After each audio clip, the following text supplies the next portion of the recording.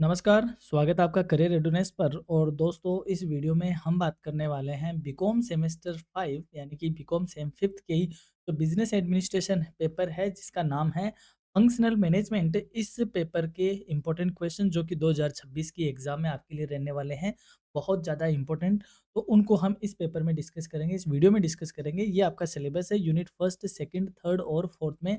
तो fourth unit है दोस्तों, वो रिलेटेड है आपकी फाइनेंशियल मैनेजमेंट से, जिसको आपने अभी सेम फोर्थ में पढ़ा है एज ए ईएएफएम के पेपर में। तो चलिए, वैसे तो हालांकि यहाँ से न्यूमेरिकल क्वेश्चन नहीं आता है, बहुत कम चांस होते हैं, लेकिन बाय द वे आ भी जाए तो हमने उसका भी आपके लिए एक व्यवस्था कर रखी है। तो चलिए देखते हैं। सबसे पहले हम बात करते हैं मोस्ट इंपॉर्टेंट क्वेश्चन की, जो सी सेक्शन में आपसे पूछे जाएंगे। वो क्वेश्चन आपको याद होने चाहिए, यानी कि आपको जो क्वेश्चन तैयार करने हैं जनरली सी सेक्शन और बी सेक्शन के लिए, वो क्वेश्चन मैं आपको पहले ही बता देता हूँ। वो क्वेश्चन इस प्रकार है। आपका पहला क्वेश्चन है, यूनिट वाइज बताता हूँ। एक सेकंड, इसको बराबर रखिए। ओके, पहला क्वेश्चन है what is human resource management, यानी कि मानव संसाधन प्रबंधन क्या है। Discuss the role of human resource management in a business institution, व्यावसायिक संस्था में मानव संसाधन प्रबंधन की भूमिका की विवेचना कीजिए। सेकंड क्वेश्चन है describe the various internal and external sources of recruitment, भर्ती के विभिन्न आंतरिक व बाह्य स्रोतों का वर्णन करो। मोस्ट इंपोर्टेंट क्वेश्चन है, हालांकि दोनों ही हैं, आपसे पूछे जाएंगे। सेकंड यूनिट में आपसे है क्वेश्चन है व्हाट इज जॉब एनरिचमेंट, कार्य संवर्धन क्या है। How does it differ from job enlargement, यह कार्य विस्तार से किस प्रकार अलग है, समझाओ। नेक्स्ट है discuss the essential of a sound merit rating program, यानी कि एक अच्छे योग्यता अंकन कार्यक्रम की आवश्यकता, आवश्यक बातों की विवेचना कीजिए। ये भी एक अच्छा क्वेश्चन है। थर्ड यूनिट, यानी कि जो पहले 5 यूनिट हुआ करती थी, जो पुराना एनुअल सिस्टम था, उसमें जो फिफ्थ यूनिट थी उसको मर्ज कर दिया गया है यूनिट थर्ड के साथ, हालांकि सिलेबस वही है। तो थर्ड यूनिट आपकी थोड़ी सी बड़ी है। इसमें पहला क्वेश्चन है व्हाट इज मार्केटिंग रिसर्च, विपणन अनुसंधान क्या है। Explain its importance in marketing management, विपणन प्रबंधन के में इसके महत्व को समझाओ। Discuss the various policies of strategy of pricing, policies and strategy of pricing, विभिन्न मूल्य नीतियों व व्यू रचनाओं की विवेचना कीजिए। व्हाट इज प्रोडक्शन प्लानिंग, उत्पादन नियोजना क्या है या नियोजन क्या है। डिस्कस इट्स स्कोप, इसके क्षेत्र की विवेचना कीजिए। State the types of product design, उत्पाद डिजाइन के प्रकार बताइए। Discuss the factors to be considered in product designing, यानी कि उत्पाद डिजाइन में ध्यान रखने योग्य घटकों की विवेचना कीजिए। फोर्थ यूनिट के क्वेश्चन है what do you mean by financial management, वित्तीय प्रबंधन से आप क्या समझते हो। Explain the scope of financial management, वित्तीय प्रबंधन के क्षेत्र को समझाओ। मोस्ट इंपोर्टेंट क्वेश्चन है what are the internal and external sources available for raising capital by a business concern, एक व्यावसायिक संस्थान को पूंजी प्राप्त करने के लिए उपलब्ध आंतरिक और बाह्य स्रोतों का वर्णन करो। तो जनरली यहाँ से न्यूमेरिकल क्वेश्चन नहीं पूछा जाता है, लेकिन यहाँ से कई बार वर्किंग कैपिटल से या कैपिटल स्ट्रक्चर से आपसे न्यूमेरिकल क्वेश्चन भी पुटअप किया जा सकता है। तो चलिए अब हम बात करते हैं शॉर्ट आंसर टाइप क्वेश्चन की, यूनिट वाइज। पहला क्वेश्चन है डिफाइन ह्यूमन रिसोर्स मैनेजमेंट, यानी कि एचआरएम क्या है, एचआरएम की परिभाषा दो। Human resource management is the process of planning, organizing, directing, and controlling the procurement, development, compensation, and maintenance of human resource to achieve organizational objectives efficiently। अर्थात मानव संसाधन प्रक्रिया प्रबंधन वह प्रक्रिया है जिसमें संगठन के उद्देश्यों की कुशलतम तरीके से प्राप्ति हेतु मानव संसाधनों की योजना बनाना, उनका संगठन करना, उनका निर्देशन करना, नियंत्रण करना, विकास और पारिश्रमिक एवं संरक्षण किया जाना, ये क्या कहा जाता है, ह्यूमन रिसोर्स मैनेजमेंट कहा जाता है।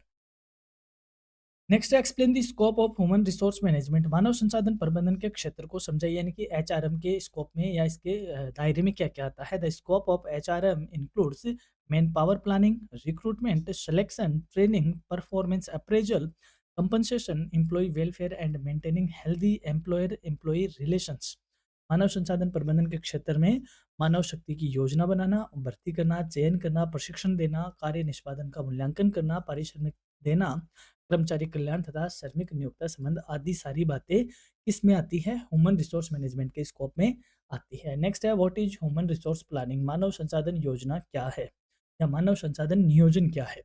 Human resource planning is the process of forecasting future manpower recruitments and requirements and ensuring availability of the right number of employees with appropriate skill at the right time। यानी कि मानव संसाधन योजना वह प्रक्रिया है जिसमें भविष्य की मानव शक्ति आवश्यकताओं का अनुमान लगाकर सही समय पर उपयुक्त योग्यता वाले कर्मचारियों की उपलब्धता सुनिश्चित की जाती है। यानी कि हमें फ्यूचर में कितने मैन पावर की ज़रूरत पड़ेगी, उनका सही एस्टिमेशन और फोरकास्टिंग करना और सही व्यक्ति को सही जगह पे प्लेस करना, ये सारे के लिए हमें मानव संसाधन नियोजन या ह्यूमन रिसोर्स प्लानिंग करनी पड़ती है। डिफाइन रिक्रूटमेंट, रिक्रूटमेंट यानी कि भर्ती क्या है? भर्ती का मतलब हमारी जो ऑर्गेनाइजेशन है, फर्म है, उसमें कितने पद वैकेंट है, उसका नोटिफिकेशन देना और लोगों को उसमें अप्लाई करने के लिए मोटिवेट करना, उसे हम क्या कहते हैं? भर्ती कहते हैं। Recruitment is the process of searching for potential candidates and motivating them to apply for vacant positions in an organization। यानी कि भर्ती वह प्रक्रिया है जिसमें संगठन में रिक्त पदों के लिए संभावित उम्मीदवारों की खोज कर उन्हें आवेदन हेतु प्रेरित किया जाता है। What is selection? चयन क्या है? तो हम जब भर्ती करते हैं तो भर्ती के बाद हमारा दूसरा स्टेप चालू होता है, दैट इज चयन। Selection refers to the process of choosing the most suitable candidate from among applicants through test, interviews and other evaluation methods. यानी कि चयन वह प्रक्रिया है जिसमें विभिन्न परीक्षणों व साक्षात्कारों द्वारा आवेदकों में से कुछ सबसे उपयुक्त उम्मीदवार को चुनना या चुना जाता है। यानी कि इनका मतलब हमने भर्ती करवाई, फिर एग्ज़ाम वगैरह करवाई, एग्ज़ाम के बाद अब हमें जो सूटेबल है, जो मोस्ट पोटेंशियल कैंडिडेट है, हमें उसका सिलेक्शन करना है, तो उसके लिए कौन-सी प्रक्रिया कही जाती है? सिलेक्शन प्रक्रिया कही जाती है। Explain placement. प्लेसमेंट को वैसे नियोजन नहीं कहते, स्थानांतरण कहते हैं। स्थानांतरण क्या होता है? स्थानांतरण मतलब सही व्यक्ति को सही काम पे लगाना प्लेसमेंट कहा जाता है। Placement means assigning the selected candidate to a suitable job according to his qualification, experience and abilities. यानी कि स्थानांतरण का अर्थ है कि चयनित उम्मीदवार को उसकी योग्यता, अनुभव और क्षमता के अनुसार उपयुक्त कार्य सौंपना। नेक्स्ट है व्हाट इज इंडक्शन? प्रवेश प्रशिक्षण क्या है? Induction is the process of introducing a new employee to the organization, its rule, policies, work culture and cliques। यानी कि प्रशिक्षण वह प्रक्रिया है जिसमें नए कर्मचारी को संगठन में उसकी नीतियों को समझाना, यानी नए कर्मचारी को संगठन में लाना, की नियुक्ति समझाना, नियुक्तियों को समझाना, नियमों को बताना, कार्य संस्कृति क्या है, उसके साथ काम करने वाले जो व्यक्ति है, जो क्लिक्स है, उनसे उसका परिचय करवाना, उसे क्या कहते हैं? इंडक्शन कहा जाता है। सेकंड यूनिट जो कि रिलेटेड है जॉब एनालिसिस और ट्रेनिंग से। पहला क्वेश्चन है डिफाइन जॉब एनालिसिस। कार्य विश्लेषण की परिभाषा दीजिए। Job analysis is the systematic study of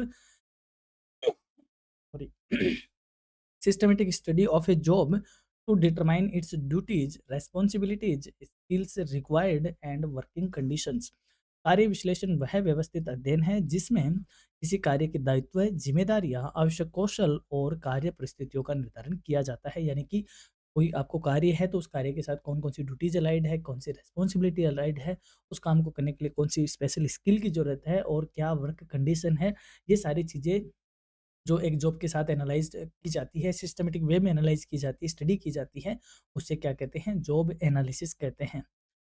what is job enlargement? यानी कि कार्य विस्तार क्या है? Job enlargement refers to increasing the number of task performed by an employee at the same level to reduce monotony. यानी कि कार्य विस्तार का अर्थ है कि कर्मचारी के कार्य स्तर को बदले बिना उसके कार्य की संख्या को बढ़ाना, जिससे कार्य में एकरूपता कम हो सके। यानी कि जैसे मान लो आपका लेवल तो वही है, कार्य का स्तर तो वही है, लेकिन आपको कई सारे मल्टीपल काम दे दिए गए, तो आपके कार्य कार्य बढ़ गई और उसमें जो मोनोटोनी है, यानी कि एक जैसा जो था, वो सारी चीज़ें कम हो गई, उसे क्या कहते हैं? जॉब एनलार्जमेंट कहते हैं, यानी कि जॉब का बढ़ जाना।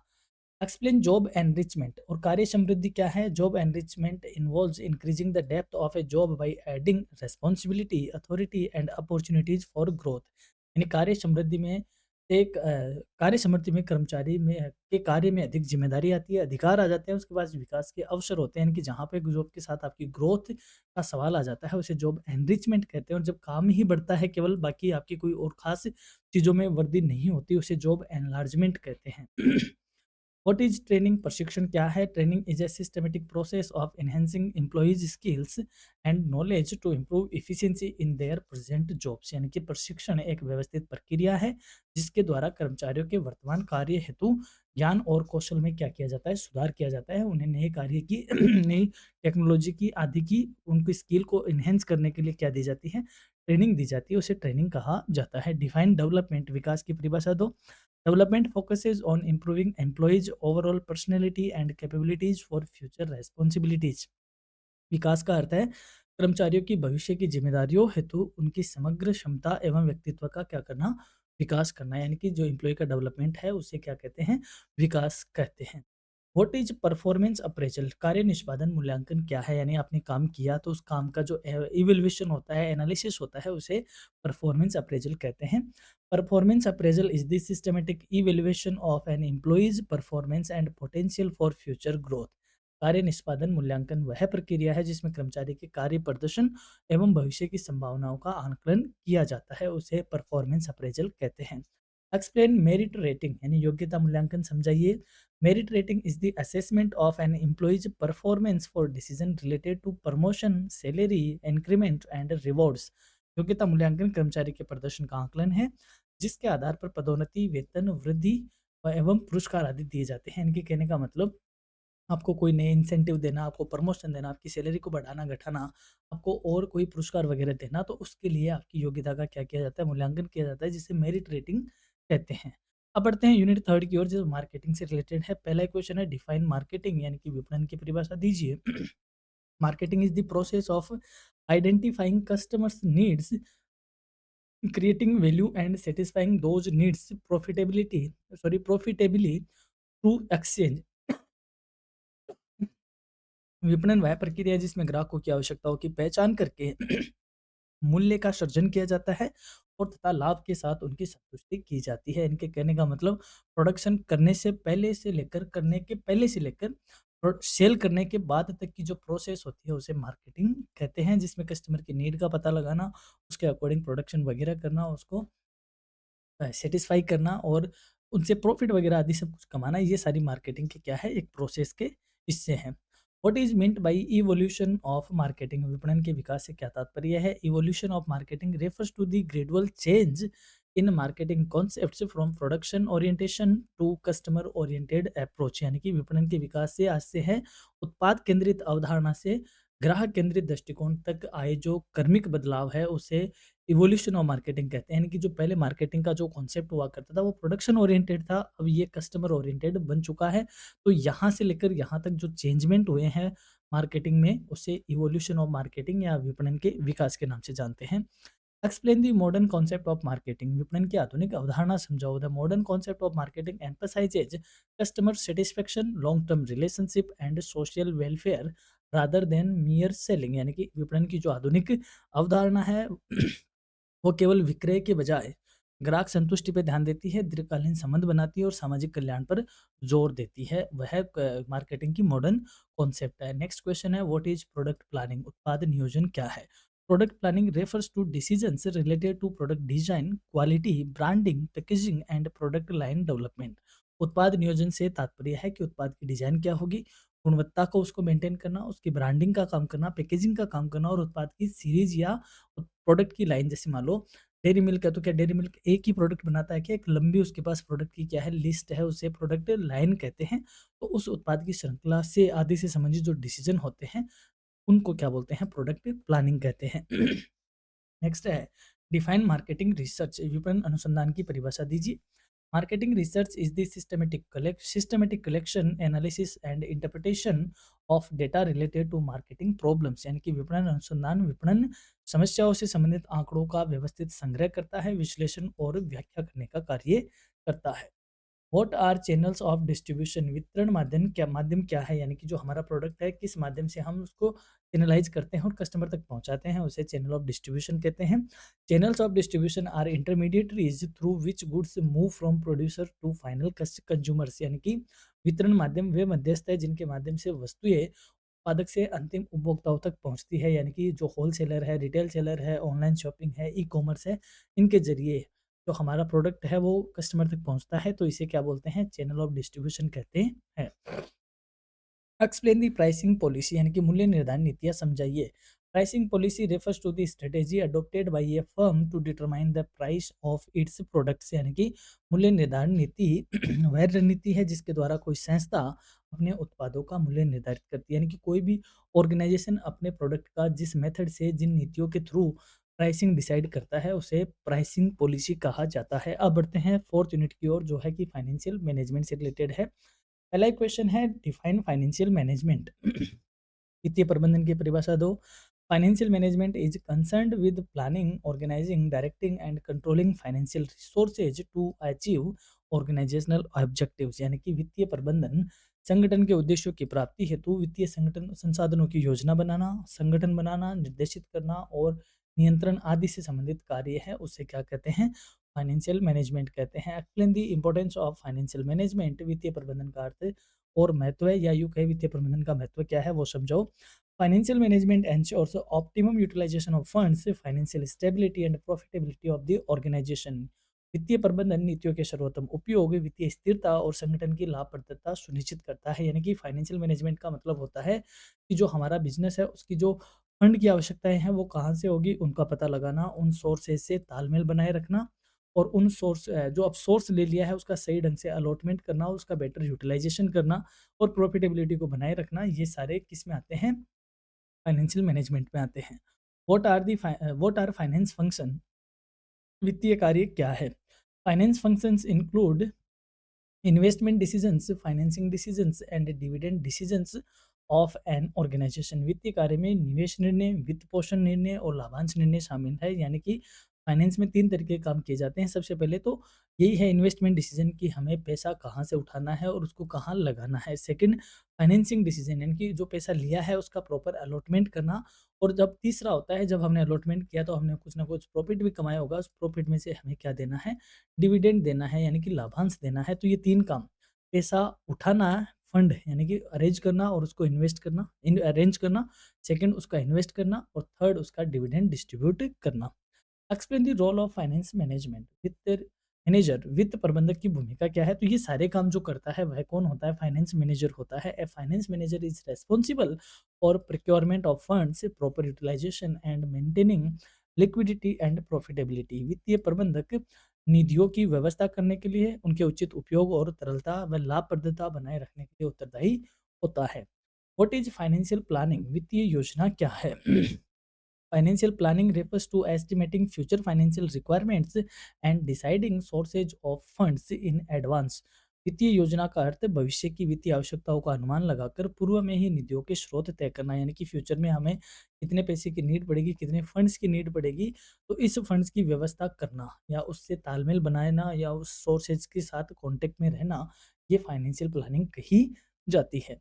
डिफाइन कैपिटल स्ट्रक्चर, पूंजी संरचना क्या है? कैपिटल स्ट्रक्चर का मतलब होता है कि कोई कंपनी है, उसकी कंपनी में कितने इक्विटी शेयर हैं, कितने प्रेफरेंस शेयर है, कितने बॉन्ड्स है और कितने रिटेन्ड अर्निंग है। तो इनका जो एरिया होता है या इनका जो हिस्सा होता है, इस तरीके से जो भी होता है, कहाँ पे इक्विटी शेयर है, कहाँ पे प्रेफरेंस शेयर है, कितने बॉन्ड है, कितने रिटेन्ड अर्निंग है, तो इस स्ट्रक्चर को हम बोलते हैं capital structure. Capital structure refers to the proportion of debt and equity used in financing the total assets of a firm. पूंजी संरचना से तात्पर्य संस्था की कुल परिसंपत्तियों के वित्त पोषण में ऋण और स्वामित्व पूंजी के अनुपात से, यानी कि कितनी तो उसकी ऋण पूंजी होगी और कितनी उसके पास प्रोप्राइटर वाली यानी कि मालिकाना पूंजी होगी। What is working capital? कार्यशील पूंजी क्या है? Working capital is the excess of current assets over current liabilities used for day by day या डे टू डे ऑपरेशंस, यानी कार्यशील पूंजी चालू परिसंपत्तियों और चालू दायित्व के अंतर को कहते हैं जिसका उपयोग दैनिक कार्यों के लिए किया जाता है, यानी कि current assets minus current liabilities is equal to working capital. और ये जो फोर्थ यूनिट है उसके लिए मैं आपको फाइनेंशियल मैनेजमेंट और वर्किंग कैपिटल के जो सेगमेंट की क्लासेज है, 3 क्लास इसकी है और कम से कम 3 से 4 क्लास इसकी है, तो आप इन कम से कम 3-4 क्लासेज को देख लीजिए, आपके पास अभी टाइम है। और जो हमारी प्लेलिस्ट है, प्लेलिस्ट में जो एक फाइनेंशियल मैनेजमेंट की सेपरेट प्लेलिस्ट है, उसमें से ये क्लासेज आप देखिए, क्योंकि ये आपकी क्लासेज में या आपकी जो ये पेपर है, इसकी में 4 चाँद लगा देगा आपकी तैयारी में। क्योंकि जो 4th यूनिट है, वो बहुत ईज़ी यूनिट है, आपने 4th सेमेस्टर में इसको पढ़ के आए हो, वही आपसे दोबारा पूछा जा रहा है। तो पहली यूनिट और 4th यूनिट को आपको रटना ही है, तैयार करना है, 2 यूनिट तैयार करते ही आपके 70% का अटेम्प्टिंग हो जाती है। अब बात करें बड़े क्वेश्चंस की, बी सेक्शन की, तो हमने यूनिट वाइज क्वेश्चन रखे हैं। जैसे पहला question, explain the meaning, scope and importance of HRM, most important question है। मानव संसाधन प्रबंधन के अर्थ, महत्व है और क्षेत्र को समझो। पहली बार पेपर बन रहा है तो इसलिए ऊपर ऊपर से पूछा जाएगा, बहुत ज़्यादा डिटेल में जाने की जरूरत नहीं है। आंसर हमने इसके रखे हैं। सेकंड है, explain recruitment and selection as a important function of HRM, भर्ती और चयन के मानव संसाधन प्रबंधन के महत्वपूर्ण कार्यों के रूप में समझाओ। ये अच्छा क्वेश्चन है, भर्ती और चयन आपसे पूछा ही जाएगा। और नेक्स्ट क्वेश्चन है, explain HRM planning and its HR planning and its importance, मानव संसाधन योजना और इसके महत्व को समझाओ। और नेक्स्ट क्वेश्चन है आपका concept, explain the concept and importance of job analysis, कार्य विश्लेषण की अवधारणा और महत्व को समझाओ। एक अच्छा क्वेश्चन है, हालांकि सारे क्वेश्चन अच्छे हैं, सारे क्वेश्चन हमने रखे हैं, तो इस पीडीएफ को आप डाउनलोड करो। यहाँ पे छोटे बड़े हर तरीके के क्वेश्चन हैं, हमने हर यूनिट से छोटे बड़े क्वेश्चन आपके लिए रखे हैं जो इंपॉर्टेंट बन सकते हैं। साथ ही में सी सेक्शन के भी आपके लिए बड़े क्वेश्चन हमने इसमें इंक्लूड किए हैं, तो आप उनको भी पढ़ सकते हो। इस पीडीएफ को आपको डाउनलोड करनी है, और जैसे मान लो ये क्वेश्चन है, ये आपको मोस्टली तैयार करना है, explain the working capital and it's sources. अच्छा क्वेश्चन है, आपको तैयारी करना है। इंटरनल सोर्सेज होते हैं और एक्सटर्नल सोर्सेज होते हैं, दोनों आपको तैयार करने हैं। और सी सेक्शन में आपके लिए इस तरीके के बड़े क्वेश्चन आप देख सकते हो 20 मार्क्स वाले। तो इस पीडीएफ को आपको सिर्फ डाउनलोड करना है, और डाउनलोड करने के लिए बहुत ज़्यादा आपको कुछ मेहनत करने की नीड नहीं पड़ेगी। आपको जाना है हमारी वेबसाइट पे, और वेबसाइट का पता आपको डिस्क्रिप्शन में आपको इसका लिंक मिल जाएगा। वहाँ पर आप स्टडी मटेरियल में जाओगे और सेमेस्टर 5th की जो प्ले लिस्ट है, सॉरी फ़ोल्डर है, उसमें से आप इसको डाउनलोड कर पाओगे। तो वहाँ से आप इस फ़ाइल को, इस पीडीएफ को डाउनलोड कर सकते हो। तो दोस्तों ये था बीएडएम का जो फंक्शनल मैनेजमेंट पेपर है, उसके इम्पोर्टेंट क्वेश्चन की क्लास का सेगमेंट। तो होप आपको समझ में आई होगी। तो फटाफट आप इसको पढ़ के तैयारी कर लो अपने एग्ज़ाम की। करियर रेडीनेस की ओर से आपको एग्ज़ाम के लिए बहुत-बहुत शुभकामनाएँ। आप अच्छे से अपनी एग्ज़ाम दो, अच्छे से आप स्कोर करो एग्ज़ाम में। और हाँ, एग्ज़ाम देखकर इधर आके कमेंट भी करना कि इस क्लास ने आपको कितना बेनिफाइड किया। तो चलिए लेते हैं आपसे विदा, मिलते हैं एक और नई वीडियो में, तब तक के लिए थैंक यू, शुक्रिया, have a nice time, have a great day.